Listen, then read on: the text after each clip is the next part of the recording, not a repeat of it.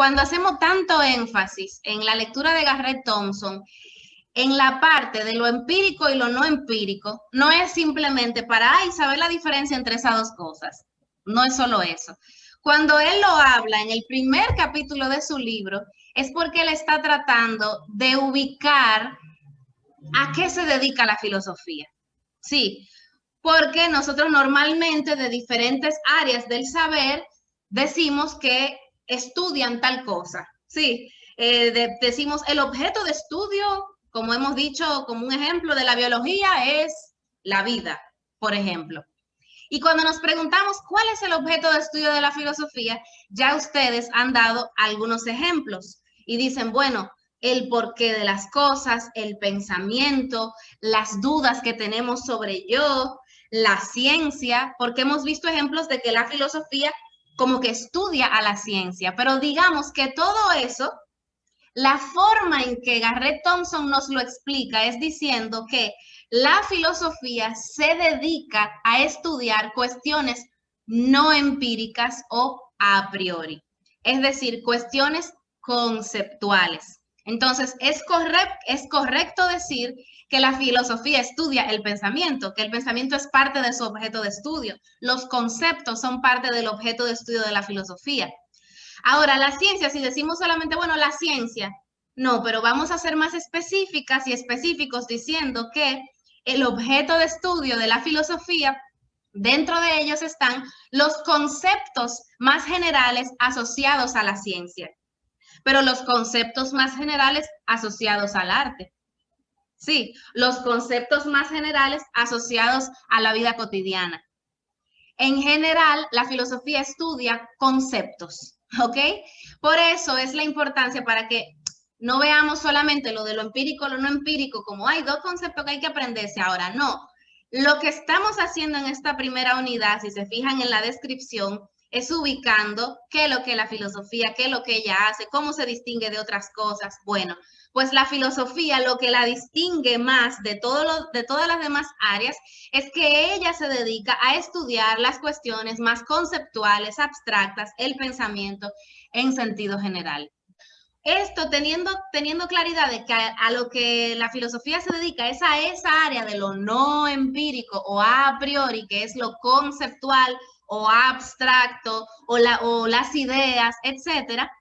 Pues entonces podemos ver que cuando veamos las ramas de la filosofía, que es la tarea que ustedes van a tener ahora, cuando veamos las ramas de la filosofía, ellas son, si la filosofía como el tronco, ¿verdad? Las ramas son como la filosofía en su salsa, la filosofía haciendo lo que ella hace, analizando desde la perspectiva conceptual distintas áreas del saber. Y entonces ustedes van a ver a la ética, la estética, la epistemología, la metafísica, la ontología, la filosofía del lenguaje, filosofía de la historia, teoría del conocimiento. Y cada una de esas ramas lo que hace es hacerse preguntas conceptuales sobre distintas áreas del saber y del conocimiento. Entonces, la ética, por poner un ejemplo, que es una rama de la filosofía que se dedica al estudio de la moral, ¿ok? La moral es la parte práctica. Sí, la moral la tenemos todo el mundo y la ponemos en práctica todo el mundo. Yo veo a una gente y digo, esa persona es para yo utilizarla para mi beneficio personal. Eso es mi moral. Eso es lo que yo hago. Ahora, la filosofía de la moral, que es la ética, ¿qué preguntas le hace a esa moral que yo tengo? Vamos a ver ejemplos. ¿Qué preguntas le puede hacer la ética a esa moral que yo tengo? Si está bien beneficiarse del otro. Exactamente. ¿Está bien beneficiarse del otro? Esa es una de las grandes preguntas de la ética como filosofía de la moral, es preguntarse por qué está bien y qué está mal. ¿Ok? Esas son de las grandes, fíjense que son preguntas conceptuales, son preguntas generales. Ahora, ¿cómo yo defino el bien? Díganme ustedes, ¿cómo yo defino lo que está mal? ¿Cómo yo defino lo correcto, lo incorrecto? Exacto, la pregunta es cómo saber si algo está bien. saber si algo está bien? Esa es una pregunta aún más general. ¿Ok? ¿El otro ser humano incide en lo que está bien o está mal? ¿O yo puedo tener un concepto del bien completamente individual? Esas son de las preguntas, de las grandes preguntas éticas que hace la filosofía de la moral. Y así, en las distintas ramas del saber, la filosofía se va a hacer distintas preguntas, ¿ok? Si yo tengo, por ejemplo, la filosofía de la historia, porque hay que tener cuidado con, no cuidado, pero tener claro que al final Garrett presenta psicología, historia, biología, como si fueran ellas ramas de la filosofía. No es que ellas son ramas de la filosofía, es que a todas ellas tú las puedes ver desde las ramas de la filosofía. Lo que él debió poner fue filosofía de la historia, filosofía de la biología, filosofía de la psicología, porque hay incluso filosofía del deporte, filosofía de la arquitectura, hay hasta filosofía de la moda, de todo. O sea, todo lo que tú puedes hacerle preguntas conceptuales y a todo tú le puedes hacer preguntas conceptuales, filosofía de la ciencia, filosofía de la tecnología. A todo tú le puedes hacer preguntas conceptuales. Entonces, digamos que, no sé si les gusta la historia como ejemplo, ¿verdad? Digamos que en la historia, que es una ciencia social específica, ¿verdad? ¿Qué hace la historia? ¿Quién más o menos me la define? Vamos a ver. ¿A qué se dedica la historia?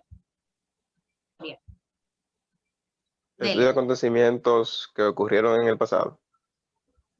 Ok, digamos que en general estudia los hechos históricos, los hechos del pasado, reciente o lejano, desde una perspectiva siempre del presente, ¿verdad? De una cuestión presente. Digamos que la filosofía, ¿qué preguntas conceptuales y generales le puede hacer a la historia? ¿Es verdad que ocurrieron esos hechos o sería algo semejante a la verdad o a la afirmación, si mal lo recuerdo? Ok, por ahí ya sí vamos más hacia lo filosófico de la historia, que es cómo yo sé, o sea, es verdad, pero tú me dices que pasó tal cosa en el siglo X. Ok, ¿cómo se construyó ese hecho histórico? Sí, y ellos te van a decir, no, lo que pasa es que hay un documento que dice tal cosa, ¿verdad? Pero tú le vas a preguntar, ajá, y si hay otro documento que dice lo contrario, ¿cómo contrastas entre una cosa y la otra? ¿Cómo construyes la verdad histórica? ¿Cómo se Esa es la pregunta que construye hacen, el hecho histórico? esa es la pregunta que hacen cuando ocurre un conflicto jurídico. Por ejemplo, en lo jurídico, que también se basa en documentos, porque la historia también se basa en documentos escritos, ¿verdad? Y normalmente hay a veces interpretaciones de los documentos escritos. Hay cosas de las cuales, por ejemplo, ya que estamos en octubre, ¿verdad? Recientemente estuvimos a 12 de octubre, que se conmemora la conquista y la colonización de América. Tenemos, por ejemplo, que lo que conocemos de la vida de los taínos lo escribieron los colonizadores. O sea, que quienes esclavizaron fueron los que escribieron sobre sus esclavizados. Entonces, ahí hay una construcción de la verdad histórica de cómo eran los taínos que hay que criticar, que cuestionar, que preguntarse. ¿Ok? Entonces, en ese sentido, la filosofía de la historia hace esas grandes preguntas sobre cómo se construye la verdad histórica. Hay corrientes ya hoy que dicen, no hay verdad histórica. Bueno, hay corrientes que dicen, sí, se puede hablar de verdad histórica, pero hay que cuestionar cómo se construye y quién decide lo que es una verdad histórica, quién y cómo se decide que algo es un hecho histórico, por ejemplo. Siempre se habla de grandes guerras y de grandes cuestiones, pero ¿por qué el café que yo me tomé antes de ayer no va a ser historia dentro de 100 años? Pues un hecho, todas esas preguntas de qué es un hecho histórico, no estoy diciendo que el café de antes de ayer tenga que ser un hecho histórico, es solo un ejemplo de que hay decisiones sobre lo que es o no es un hecho histórico, que también la filosofía de la historia se la pregunta. Sí, es para que vean, esa es una rama de la filosofía, ya hemos visto un par de ejemplos, para que vean que la filosofía en en práctica, ¿verdad? Bran Luis quería decir algo. Sí, que ahí entra también la tercera fase que explica Garrett Thompson en su libro sobre responder y argumentar. En esos hechos históricos, para uno poder decir que algo sucedió de esa manera, debemos de tener, él dice, debemos de tener un argumento que sea con información verídica y que se sostenga, ya que para que no existan las llamadas especulaciones. Entonces, toda respuesta o toda, es decir, una respuesta a una pregunta o sobre algo que pasó, debe tener un argumento válido que la sostenga, si no, simplemente queda en el aire. Ok, pero además de esa tercera fase o antes de esa tercera fase, tenemos el análisis, ¿ok? Que hay que hacerlo, porque todavía yo te puedo preguntar, ¿y qué es una cosa, una cuestión verificada? ¿Ok? Todavía a esa gran pregunta yo le puedo seguir haciendo pequeñas preguntas y ese es el análisis, ¿ok? Entonces, por ahí es que vamos a estar ya hacia la semana que viene, por eso es importante que se pongan al día esta semana a más tardar con lo que tienen pendiente para que podamos avanzar y entonces poner en práctica los aprendizajes de la lectura de Garrett Thompson y vamos a preguntar y vamos a analizar. No vamos a llegar a responder y argumentar, ¿ok? Pero sí vamos a llegar a hacer preguntas filosóficas de las distintas ramas de la filosofía y vamos a llegar a analizar esas preguntas filosóficas, ¿ok? Es decir, a una gran pregunta yo le hago preguntas conceptuales para mejorar la pregunta, para llegar a una pregunta más clara, para ver si no estoy quizás metiéndome en un gancho con esa pregunta. Entonces, eso para que tuvieran un poco de claridad de la importancia de entender la diferencia entre lo empírico y lo no empírico en este momento, es para ubicar a la filosofía como dentro de lo no empírico, es decir, que ella se dedica a estudiar los asuntos conceptuales de todas las cuestiones.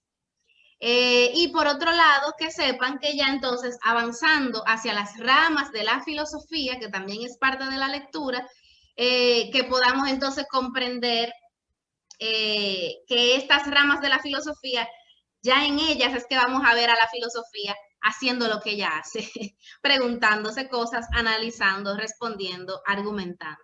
Y entonces la